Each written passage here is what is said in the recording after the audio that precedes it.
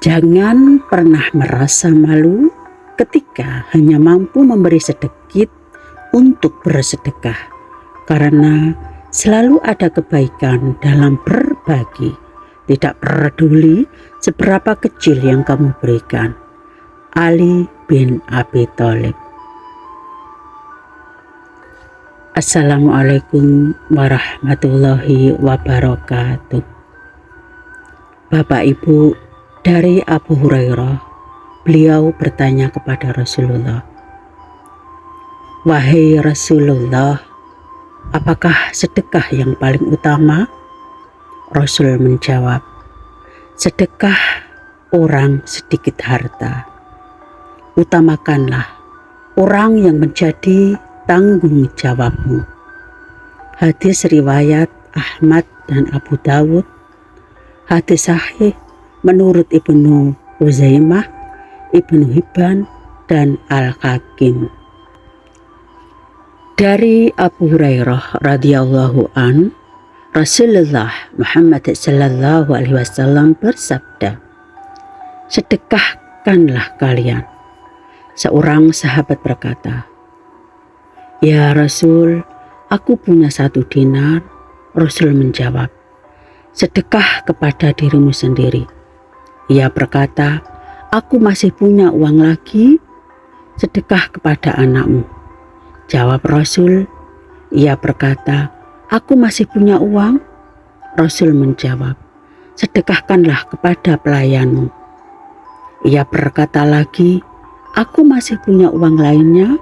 Rasul menjawab, "Kamu lebih tahu, sedekah kepada siapa lagi." Hadis riwayat Abu Dawud dan An-Nasai. Ini hadis sahih menurut Ibnu Hibban dan Al-Hakim.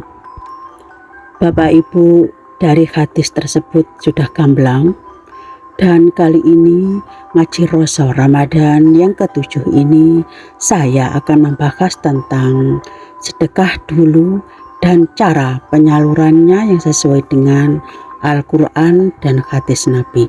Karena ada banyak sekali orang yang tidak paham tentang ini. Begitu royalnya dia memberikan sedekah kemana-mana, sementara orang yang menjadi tanggungannya masih dalam kekurangan, atau keluarga dekatnya sendiri ongoh-ongoh dalam kesedihan karena kekurangan pangan, atau dalam kesedihan karena punya hutang. Siapa sih yang mau dicap fakir atau miskin? Dan kenapa pula setiap zakat, infak selalu fakir miskin dinomorsatukan? Kok bukan anak yatim atau anak piatu yang dinomorsatukan? Iya, karena fakir atau miskin itu kalau imannya tidak kuat akan mudah tergelincir dan sangat membahayakan. Ini adalah tanggung jawab kita sebagai warga muslim khususnya. Kalau bahasa saya, kesimpulannya seperti ini. Kamu itu kalau mengeluarkan sedekah berupa harta benda, raba dulu apakah anakmu, istrimu, saudara dekatmu sudah kamu dahulukan. Kalau belum, kenapa kamu itu harus bersedekah ke si A, si B, sementara anakmu, istrimu, atau keluarga dekatmu masih dalam kekurangan? Bapak Ibu, sedekah, zakat, infak, hadiah, pengertiannya itu tidak sama. Tetapi kali ini saya hanya membahas sedekah dulu. Untuk zakat, infak, hadiah akan saya bahas pada channel yang sama di hari berikutnya. Sedekah adalah suatu pemberian sukarela yang diberikan untuk tujuan memperoleh ridha dari Allah Subhanahu wa Ta'ala. Allah berfirman dalam surat Al-Baqarah ayat 261 halaman 44. Perumpamaan nafkah yang dikeluarkan oleh orang-orang yang menafkahkan hartanya di jalan Allah adalah serupa dengan sebulir benih yang menumbuhkan 7 bulir. Pada setiap bulir 100 biji, Allah melipat gandakan bagi siapa yang Dia kehendaki. Dan Allah maha luas karunia-Nya, lagi maha mengetahui.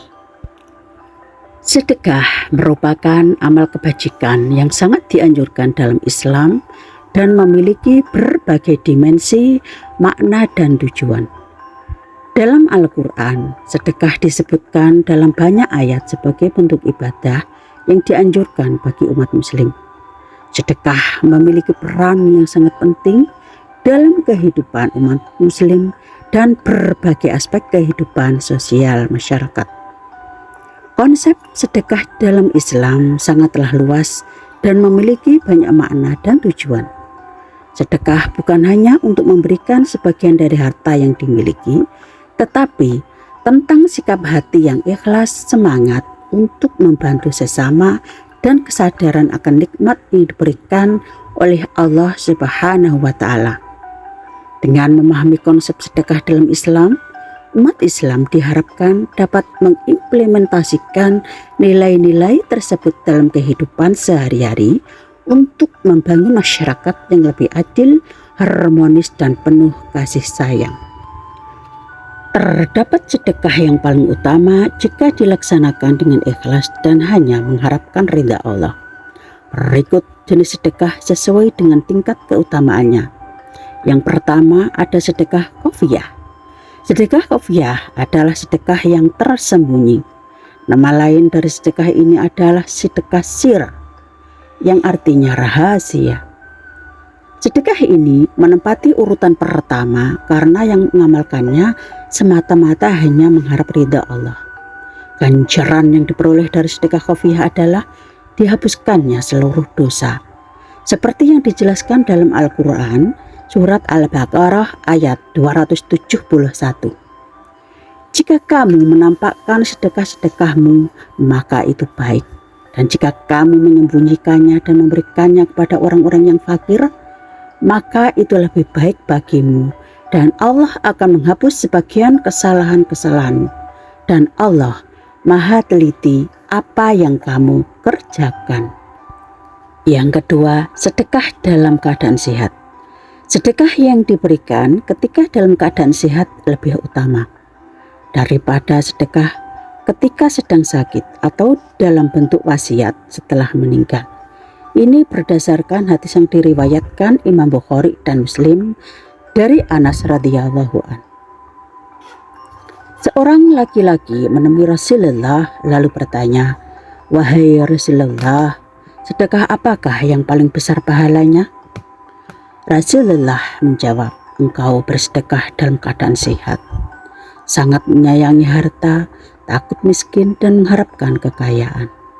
Janganlah engkau menunda-nunda amalan itu. Ketika ruh sampai di tenggorokan, barulah engkau berwasiat untuk si fulan sekian, padahal waktu itu kekayaan sudah menjadi hak ahli waris." Yang ketiga, sedekah dari kelebihan harta. Sedekah yang paling utama selanjutnya adalah sedekah yang dilakukan ketika kebutuhan sehari-harinya sudah terpenuhi, masih mempunyai kelebihan harta. Allah Subhanahu wa Ta'ala berfirman dalam surat Al-Baqarah ayat 219 yang artinya, "Dan mereka bertanya kepadamu, apa yang mereka infakkan? Katakanlah, yang lebih dari keperluan." Demikianlah Allah menerangkan ayat-ayatnya supaya kamu berpikir. Senada dengan ayat tersebut, Rasulullah Muhammad SAW bersabda, "Hai anak Adam, jika engkau memberikan kelebihan hartamu, itu lebih baik bagimu. Tetapi jika engkau menahannya akan berbahaya untukmu. Engkau tidak akan tercela atas kesederhanaanmu. Dahulukanlah orang-orang yang menjadi tanggunganmu, dan tangan di atas lebih baik daripada tangan di bawah." Hadis riwayat Muslim. Yang keempat, sedekah sesuai dengan kemampuan. Sedekah, ya, sesuai dengan kemampuan, termasuk sedekah yang paling utama. Rasulullah Muhammad SAW bersabda, "Sedekah yang paling utama adalah sesuai dengan kemampuan dan dahulukan orang-orang yang menjadi tanggunganmu." Hadis riwayat Abu Dawud. Sedekah walau sedikit tapi sesuai dengan kemampuan itu lebih baik daripada sedekah banyak tapi dipaksakan. Hal ini juga berlaku untuk amalan soleh lainnya. Dan yang kelima, sedekah kepada keluarga seperti yang sudah saya sebutkan di atas. Memberi nafkah kepada keluarga merupakan bentuk sedekah yang paling utama. Rasulullah Muhammad SAW bersabda, apabila seorang muslim berinfak atau menafkahi keluarganya semata-mata mengharap ridha Allah, hal itu termasuk amalan sedekah yang dicintai oleh Allah. Hadis riwayat Muslim. Dan untuk selanjutnya adalah sedekah kepada orang-orang terdekat. Sayyid Sabiq dalam buku Fikih Sunnah Jilid 2 menjelaskan, sedekah yang paling utama adalah sedekah kepada orang-orang terdekat, seperti saudara kandung, saudara yang ada di dekatnya, atau saudara yang telah menjadi musuh kita.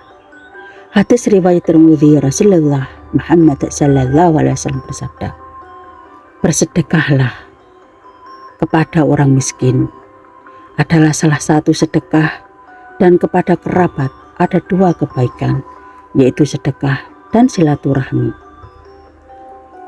Sedekah yang ketujuh adalah kepada kerabat yang memusuhi, seperti yang sudah saya sebutkan tadi. Rasulullah sangat menganjurkan kepada umat muslim untuk bersedekah kepada kerabat yang memusuhi kita. Amalan ini menjadi bentuk sedekah yang paling utama. Rasulullah Muhammad SAW bersabda, sedekah yang paling utama adalah sedekah kepada dzawil arham atau orang yang mempunyai hubungan darah yang menyimpan kebencian terhadap kita dan dilakukan secara tersembunyi. Hadis riwayat Tabrani dan Abu Dawud. Tujuan bersedekah kepada kerabat yang membenci kita adalah agar mereka tidak memusuhi kita lagi. Selain itu, diharapkan juga agar mereka sadar bahwa sesama umat muslim tidak boleh saling memusuhi. Allah melaknat mereka yang memutus tali silaturahmi, sebagaimana yang dijelaskan dalam surat Muhammad ayat 22-23 yang berbunyi, maka apakah sekiranya kamu berkuasa, kamu akan berbuat kerusakan di bumi dan memutuskan hubungan kekeluargaan? Mereka itulah orang-orang yang dikutuk Allah, lalu dibuat tuli pendengarannya dan dibutakan penglihatannya. Demikian ngaji rasa Ramadan ke-7 bersama channel Fahrudin Mu'izzatin Present. Awas jangan keliru, sedekah berkah, senyum keluarga mereka, pahala Allah turah-turah. Terima kasih.